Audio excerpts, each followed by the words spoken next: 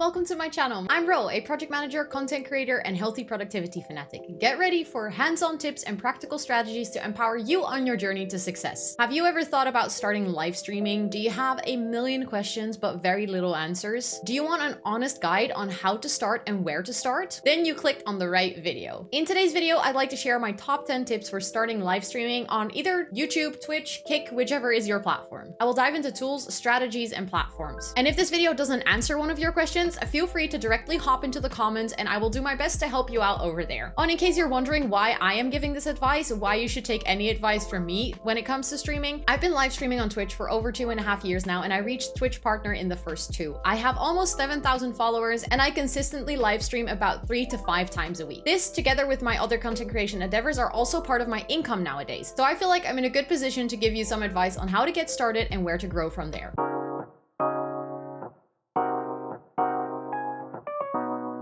Tip number 1 might sound a little bit odd, but the first one I want to give you is that you might want to think about if you actually enjoy live streaming. And I know that sounds silly. You're on a video that is about live streaming, right? So why would you watch this video if you don't enjoy it? Truth be told, a lot of creators actually want to get into live streaming because a lot of other people are doing it, or because they see success in others and they think it would also work for them. But maybe they don't really enjoy what makes live streaming unique, it being live, and also having the interaction with chat, and also having to improvise a lot. I know that for a lot of creators, that's just not their cup of tea. So how do you figure out if you like live streaming? My suggestion would be just try it out. Don't worry too much about your branding, about your name, about what kind of content you want to make, if you have a microphone or a webcam or anything. Don't worry about any of these things before you have tried it once or twice. I remember after my first stream, I closed down after 3 hours and I said to myself, I am never doing that again. So also give yourself maybe more than once to try it out and see what you like about it. See if it's actually something you enjoy. Because something that I always tell to people, and it sounds a bit harsh, but if you don't enjoy doing it for 0 viewers, you are not going to enjoy doing it for 100 viewers either. And I know that a big part of streaming is the interaction with chat, and that doesn't really happen when you have 0 viewers, but at the same time, even if you get really big, you're kind of going back to the point where you can't read chat anymore. And you have to also be able to entertain yourself. You have to be able to be entertaining for people to watch, to engage with an audience that might not be talking. All of those skills are super vital for streaming. And if that's not something that you like, you can actually very quickly and very early on notice that with yourself. It took me 2 or 3 streams to realize what the things are that I like about streaming. And once I figured those things out, I could put more emphasis on those. And the rest of my streaming journey kind of just happened. So that would be my first step. Figure out if you like streaming by giving yourself the opportunity to do a couple of test streams. Tip number 2 kind of ties into what I said before, and that is try live streaming with what you have before you invest in a lot of expensive equipment. I know there is a lot of expensive equipment out there. I mean, I'm currently filming on a good camera with a capture card. I have a good microphone setup. I have 2 stream decks. I even have a webcam. My setup, very expensive. But I only have that because I built it over the course of 2 years. When I started, I did invest in a good microphone because I also wanted to make YouTube videos, so it was an investment that I made with my personal money. But at the same time, I didn't go for the most expensive Shure SM7B with a whole sound interface. I went for the Elgato Wave 1 that was on sale, which cost me less than $100. And I tried to just use whatever I had. In the beginning, I didn't have a good webcam. You can even start with faceless streams if that's what you're up for. So I think the most important thing is don't think that you cannot start until you have a lot of fancy equipment.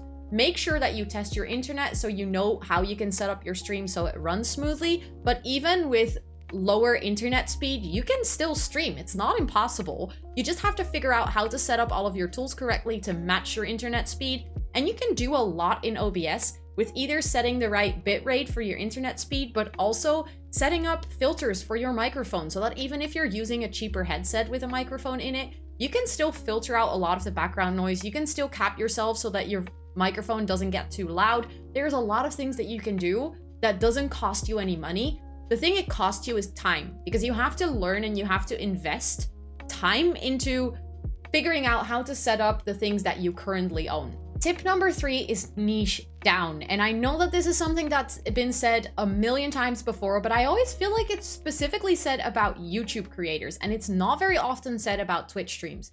But I think something that I've seen on Twitch a lot is it is really hard to grow if you do variety. If that's really what you want to do, then go for it. Please don't let it hold you back that it might actually block your growth, because I have seen people grow in variety too, for sure. It's definitely not impossible. But if you can niche down, if there's a specific game that you really enjoy playing, play that and play that alone for a while. I know that you should also not get yourself burned out on that game, so also manage your own energy and whether you like it, because viewers will notice if you're playing something that you don't enjoy. But I think niching down, for instance, for me, I used to start streaming with playing Stardew, Animal Crossing, and The Sims. And even though those 3 games are all in the cozy gaming corner of Twitch, it was still kind of hard to grow because some people would come for The Sims, some people would come for Stardew, and they wouldn't always come back on a stream where I was playing another game. So especially in the beginning, when you're trying to just grow your channel, you're trying to get to affiliate maybe, just try to play that one game. And then from there, you can just kind of take it. Eventually, viewers will be there for you. They will have known you for a while and they will come around kind of whatever you're playing. But especially in the beginning, your only discoverability is going to be the game that you play. You as a person do not matter. You will eventually start to matter and your personality will matter as soon as someone clicks on your stream. But for finding you, it doesn't really matter who you are. It matters what you're playing and what category you show up in. And if you consistently show up in the same category and you accumulate a little following that continues to show up for those streams, it will be easier for other people in that category to discover you as well, because unfortunately, specifically on Twitch, but I also know on a lot of other platforms, discoverability is based on view numbers. So the best way to grow is to niche down in the beginning. And also something that I want to say with this specifically is don't niche down into a category because it's really popular. Because there are 2 things that don't work for that strategy. One, if it's really popular, there's probably a lot of streamers that are already playing it, and that means that your discoverability will just suck. And 2 is that actually, if you're niching down for that reason into that game, it's not going to be the reason that you'll enjoy it. So my biggest tip here would be niche down into something that you actually enjoy, because that's what viewers will see and that's what they'll resonate with, that they come hang out in your stream and they're like, wow, this person is really enjoying what they're doing. I like the vibe of this. I am here to feel good. This person is feeling good. So I think that I will like it here and I will drop a follow so I can continue to come back. Tip number 4 is if you get to a point where you do want to invest in some equipment, is always pick audio over video. Whether that be in investing time to learn about audio or whether that be investing money and actually buying a better microphone, always prioritize audio over video. I'm not sure about you, but have you ever clicked like on a stream or on a video that just had terrible audio? Even if the footage was 4K, you would have still clicked off, because sucky audio is literally the biggest killer of your stream. So even if you're dealing with cheap equipment, focus on audio over video. Always. Once your audio setup is good, once you feel like you have an audio setup that is pleasant to listen to, when you know that your levels of your music are not too loud or not too low, that's the point where you can start looking into the visuals of your stream. Also, speaking of audio, watch back your own streams. This is like a little bonus tip in between. Watching back your own streams, especially in the first couple of months, I know that it can feel a little bit embarrassing because you're like, oh no, did I really do that? Yes, you did. And if that's something that you don't want to be doing, it's better that you see it yourself and that you can maybe change the way that you're approaching live streaming than never watching your own streams and never learning from yourself and like growing from your own streams. So watch back your own streams. It's that simple. Sometimes you can literally pick out your audio not being good, your music being too loud, your alerts not showing up from just watching your own stream, and that gives you the opportunity to go fix it and make your stream even better. Tip number 5 is know your software. I know that a lot of people when they start streaming don't really know what to use, so I'm giving it to you. The best options to use are either OBS or Streamlabs OBS. Streamlabs OBS is basically a version of OBS, so it's built off of the same software, but it looks a little bit simplified, but it would mean that you are fully tied to the Streamlabs services. So think about whether you want to be tied to Streamlabs, for instance, for your overlays and for your bot and all of those things. I personally use OBS because that also gives me the opportunity to use plugins. This is something I did not do when I started streaming, by the way. When I started, plugins and just OBS in general were really hard, so I didn't look into any of it. But it did give me the opportunity down the line to install plugins, for instance, to give my streams closed captions so that people that either have the volume off or have a hearing disability can still watch my streams and they can read the captions. When it comes to OBS, the best way to learn, or at least that's what I think, is watching YouTube videos on how to set it up. There are so many guides out there that literally walk you through how to set up OBS step by step. I will link one of my favorites in the description box down below that was made by the Video Nerd, and it is a step-by-step description on how to either set up OBS or Streamlabs OBS. And it is super helpful if you are just getting into streaming. Just learn about your software. Watch those things before you start, because I did that. I spent, like, I would say a month investing time into learning about all the software that you would need for streaming, how it works with alerts, all of those things. So when I started streaming, I was way less stressed about how the software would work, if I would be able to operate it, all of those things. Also, kind of linking back to that first stream, the first time you go live, you are going to have some tech issues. It's just what happens. Everyone has it. That's also another reason why it really helps to kind of just go live with a test stream to see if you like it, because it also allows you to smoothen out any bumps in the road. It allows you to smooth out your audio. It allows you to see if your scene switching works. It allows you to see if your OBS is set up correctly. So that test stream, just put your category to just chatting. You will literally show up at the bottom with 0 viewers. There is a million accounts live in just chatting, so it's not like anyone is gonna find your stream within the first 10 minutes that you're just doing a quick test stream. And even if someone does, just put your title to test stream. And then when someone comes in, they might even be able to help you with like telling you how the audio is and stuff like that. So just that first stream to see if you like what you're doing, if you like live streaming, and also if your OBS is set up properly, it's just gonna help you so much when you actually start doing your first live stream, where you maybe announce it to people and you invite people and all of those things. I would definitely say do at least 1 or 2 streams before that, so you can kind of just get a feel of the software and get a feel of the live streaming in general. Tip number 6 is make your stream engaging. I've mentioned it a couple of times. People that will come into your stream, they will immediately see if you're having fun or not, but also they will see if they're invited into the stream. If you are just sitting there and you're gaming and you're not talking at all, why would someone stay there? You need to give them a reason to stay. You need to engage them. That doesn't mean that you should call out lurkers, by the way. I remember a certain streaming course that mentioned that you should call out your lurkers. Please don't do that. There's a million people out there that just want to watch a Twitch stream and don't necessarily want to be involved in chatting. Maybe they're shy, maybe they don't want to make themselves known, but that doesn't mean that they don't want to enjoy your content. So there's a couple of ways that you can either get someone chatting or that you can make your stream engaging for people that just want to lurk. Using a question of the day is one of my favorite ones, because it gets the people that want to chatting, and it gets the people that are just listening involved in a conversation about a topic that is not necessarily about your game. It allows them a little window into your life and who you are as a person.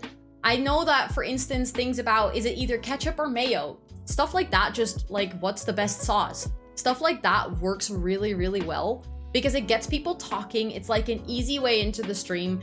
It invites people that want to chat, but it also allows people that don't want to chat to just listen to a funny conversation. The second one is narrating your gameplay. Literally voice over what you're doing. Just tell them about the things that you're thinking about. If you're doing an FPS, what is your strategy? How are you going into this? Why are you using the weapon that you're using? In my case, I'm playing Sims. I talk about what kind of choices I make in my builds or what kind of storyline I want to build for my Sims. Just talk about what you're doing. Literally, practice this in front of the mirror, sit down, and just narrate your thoughts. Because this is going to make the viewer feel included in whatever you are doing on the other side of the screen. It's going to make them feel like they know what's going on or what's going to happen. And it's also a good invitation for them to maybe either give you tips, if you want that, if you're open for that, to maybe join in on building the storyline, to come up with ideas, or maybe give you some feedback, or maybe tell you that they're really enjoying the way that you're playing the game because you have such a cool strategy and they learned from it. So I think like talking about what you're doing is the first step in getting people engaged into your stream. The third one is something that I already kind of touched upon, is allow backseating. This is definitely something that you have to be open for. I've never allowed it because I just don't feel comfortable with it. But if you allow backseating in your gaming, people can kind of just come into chat and tell you how to play the game. I know that that's definitely not for everyone, but I know that for some people that do like quest-based games or very skill-based games, kind of just having a chat that tells them how to play the game and how to get better at it and kind of learning a game together is definitely something that can get a lot of engagement. And a lot of people that like the game, that maybe have already completed it, will jump into your chat and be like, hey, do you know this is how you have to play this, X, Y, and Z? It's, again, not for everyone, but allowing backseating can definitely help you get more engagement. And the last one is, if you have reached the Twitch affiliate point, is use your channel point redemptions. This is literally golden for me. I've been using this as the best way to engage my viewers into my streams. I have a redeem where they can actually have me eat a sour candy, which makes me pull very weird faces, so it's funny for people to see. I have a redeem where they can decorate me. They love putting a little tiara on my head because they think it's funny. Also, in general, having channel point redemptions that make you suffer is something that viewers really, really enjoy, and they will redeem it all the time. I have a little channel point redemption where people can learn how to say a certain sentence in Dutch. I have a channel point redemption where people can redeem crochet a row, as we call it, and then they get to pick a color, and I'm making this big blanket or scarf, and we will crochet one row in that color. It can be redeemed only once per stream. We also have a couple of channel point redemption where we play mini games with chat. So all of these things, like people that are in your stream, they save up the points automatically, can spend it to literally change the direction of the stream. They can influence what's happening on your stream, and that is golden. Literally golden for engagement on your stream, and it will probably make people stay in your stream for longer because they are genuinely feeling like they're a part of your stream. Tip number 7 is choose your platform, but don't exclude other platforms. I started live streaming on Twitch because I seriously feel like the live streaming culture on Twitch is just the strongest. I also feel like live streaming culture on certain platforms is not very healthy, so I kind of try my best to stay away from there, but again, everyone can make their own choice on this, and the only wrong choice is if you pick something that does not match with your morals and your values. If you pick something that matches with who you are as a person and who you want to represent, then that's the right choice for you, and no one can tell you otherwise. The only thing I want to mention here is that as soon as you pick a platform, for instance, like me, I picked Twitch to do live streaming. That doesn't mean you can turn a blind eye and just ignore all the other platforms. This has been said a million times before as well, but diversify your content. If you are live streaming, I mentioned this earlier in the video, discoverability is just crap. The only way that it's determined whether you're discovered or not is your view numbers and what kind of category you're streaming in. And certain categories are just really hard to get discovered in. For instance, Minecraft is a very, very saturated category, and if that's your favorite game, you should definitely be playing it, but make sure that people can discover your Minecraft content on other platforms too. Take clips from your stream and post them on Instagram, on TikTok, on YouTube Shorts. If you have the time, make YouTube videos, like proper long-form YouTube videos with like maybe tutorials or builds that you've been doing. If you want to make this process as efficient as possible, you can actually look into things like recording your stream. I know that there's a couple of plugins for OBS that allow you to record clean gameplay. If you want to do a speed build video of a Minecraft build that you did on stream, you can cleanly record your gameplay, cut it up so that it's like fast and there's no pauses in there, and then you can upload it to YouTube as a build video. So all of these things, try to think about your content as an ecosystem, because it truly is true that standalone content very, very rarely works. So you have to create a system where you either reuse your content or you can free up time in your life to make content on other platforms as well. Tip number 8 is, it is a very brand new thing that we can now do, but is multi-streaming. If you are not really sure what kind of platform you want to be streaming on, and also you kind of want to dip your toes into maybe potentially creating content on YouTube as well, you are now allowed to multi-stream. So look into it and figure out if that's something you want to do. I would definitely not recommend doing this for your first stream. I have been streaming for 2.5 years and I'm still a little bit wary of starting multi-streaming because it's a lot at the same time. But if you're unsure about where you want to live stream or where you want to grow your platform, maybe potentially looking into multi-streaming would be beneficial for you, because you could go live on Twitch and YouTube and kind of just see where your content performs the best. I will link down below to services like Restream, which is honestly a great service for if you want to restream or like multi-stream to 2 platforms at the same time. It's easy to set up and it doesn't require any extra internet from you. But I know that in a lot of like older videos about streaming, people talk about the choice of your platform a lot. And I think in this sense, it kind of links back to my earlier tip. Choosing eventually is important because you have to kind of dedicate yourself to a culture on a certain platform and make choices about your content based on that. But I think especially in the beginning, just kind of experimenting and see what works is definitely going to be beneficial for a lot of people. Tip number 9 is thinking about your brand. And I know brand is a very scary word because a lot of people think about, oh my God, I have to design things and I have to I have to come up with logos and names and all of those things. And that's true to a certain degree. But I think the most important thing about brand is think about what you want to be identified with online. So for me, it is my ADHD is definitely a big part. Just in general, mental health, like conversations about that. Growing up, being an adult, being a young adult, having a full-time job, like those are topics that I talk about on stream a lot. That's definitely not all that I am, but it's topics that I made important parts of my brand. I really love plants, so I decided that plants would be part of my brand. I have 2 cats, so they are incorporated into my brand. So like all of these elements of my personality, I picked up front which one of these I wanted to highlight as part of my online brand. And obviously this is something that can take a little bit of time for you to develop. Maybe from the get-go, you don't necessarily know which parts you want to highlight or which parts will resonate with people watching your streams. But the most important message from me to you is think about it. And don't wait too long to think about it. And don't think that your brand only consists of your username and all the design elements, because I am very much guilty of changing my branding a lot when it comes to the visual design aspects of it. I have had so many different types of branding over the years, and I'm honestly still not really settled on the one that I have right now. I can definitely change the font or the colors or anything that I'm using, but in its core, it's still recognizable as me because it all kind of tells the same story about all of those values and like parts of my character that I mentioned earlier. Also with this, something that I did, for instance, is I always took the next step of content creation in mind when I made brand decisions. So a really good example of this is when I was designing my emotes, or not me, my sister designs my emotes on Twitch. I really wanted to have unique emotes that stood out. A lot of people on Twitch have like chibi emotes, so kind of like a cute anime style version of themselves. And they use that as their emotes. But I already very early on thought to myself, I want to stand out a bit more because 1, I want my emotes to be unique so that people that subscribe to my channel will get a set of truly unique emotes. And 2, if I ever grow to a point where I want to make merchandise, I want my emotes to be merchandisable. And I thought about this, I'm not joking you, 6 weeks into streaming. I didn't make merch until I was well a year into streaming. So this was like young me trying to think about future me and helping my future me out. And I think this is something that I at least contribute a lot of the success that I've had with content creation to, is I always try to think 3 steps ahead.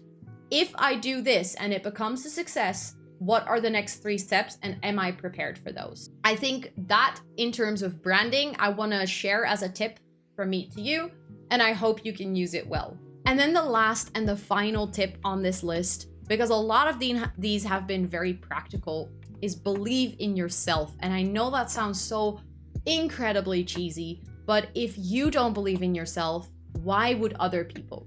And I think this is something that it kind of comes down to same statements like, if you wouldn't want to watch yourself, why would other people? If you don't like your audio, why would other people? And I think this is something that truly resonated with me, is if you believe in yourself, if you create content that you as a person would enjoy, that you are proud of, that's eventually the most important thing. It also in the beginning helps you overcome a lot of the challenges in streaming, because you might be streaming for 0 viewers, you might actually grow for a little bit and then your numbers might dip. And all of those things are hard to overcome if you think you might not actually be deserving of an audience, if you doubt yourself in your capabilities of streaming. And all of those insecurities, believe me, I've had them, I still have them, I'm still battling them every step of the way. Even though I feel like I'm a relatively accomplished streamer, I am still struggling with the numbers game. But the thing is, I genuinely believe that I, as a person, have the skills and capabilities to be a good content creator. And some days it might not show as much because I'm having a rough day, or some days external factors might contribute to why the audience isn't there. But in the core, I genuinely believe that I can be a good content creator. And that got me through so many hardships throughout the entire content creation journey, not just live streaming. So I would say work on that as well. Work on your feeling with yourself, and don't let yourself stand in your own way either. Don't feel like you need to be super sure of yourself before you start, because if I look back at myself 2.5 years ago, I look like a completely different person, not just in terms of like my hair color and stuff, but I am literally a different person. The way that I perceive myself and the way that I look at myself in terms of how confident I am and how much I believe that I can do this completely changed. So I also started from a position where I felt it, but not as strongly as I do now. So please also don't let this message discourage you in terms of I'm not there yet, I don't believe that strongly in myself, because also that will come with experience. Those were my 10 tips for starting live streaming. I hope they were helpful. I tried to make it a little bit of a different list than other people because I know there are a million videos out there that are already talking about how to start live streaming and stuff. So I really tried to put my experience into this one rather than just going through the standard list of how to set up your tools and all of those things. So I really hope that was helpful to you guys. If it was, please toss the video a cheeky like because it genuinely helps it get to more people. And if you want to see more content like this channel doesn't only focus on productivity. I do plan on making more content creation related videos. So feel free to hit that subscribe button and notification bell if you don't want to miss any of those. For instance, I have a video probably coming out somewhere in the coming weeks about how to manage your content in Notion and how to stay on track of your whole content planning. So if that's something that you would like to see, feel free to hit that subscribe button and notification bell.